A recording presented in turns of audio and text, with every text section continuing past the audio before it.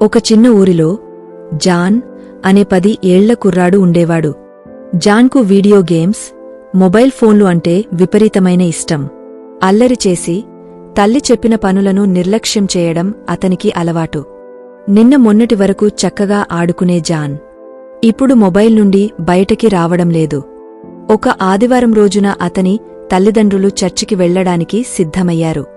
కాని జాన్ మాత్రం నా ఫోన్ ఛార్జింగ్ పెట్టా, నేను రావలసిన పనిలేదు అని చెప్పి ఇంట్లోనే ఉండిపోయాడు.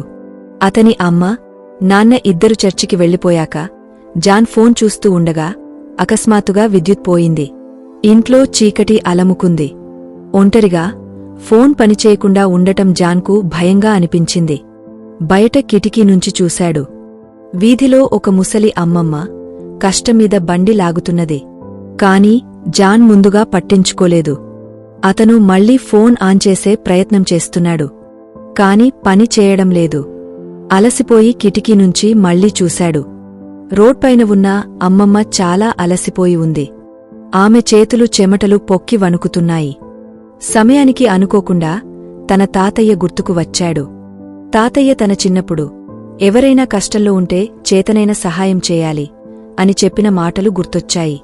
అప్పుడు జాన్ ఒక్కసారిగా బయటికి పరుగెత్తాడు. జాన్ దగ్గరికి వెళ్ళి, అమ్మమ్మ, మీకు ఏమైనా సహాయం కావాలా అని అడిగాడు. అందుకు ఆమె చిరునవ్వుతో, బాబూ, దేవుడు నిన్ను పంపాడేమో, బండిని కొద్దిగా తోస్తావా అని అంది. జాన్ తొలిసారి తన మొబైల్ను మర్చిపోయి ఆ అమ్మమ్మకు సహాయం చేశాడు. బండి ముందుకు వెళ్లగానే అమ్మమ్మ సంతోషంగా, నీ భవిష్యత్తు వెలుగుగా ఉండాలి బాబూ అని ఆశీర్వదించి వెళ్ళిపోయింది.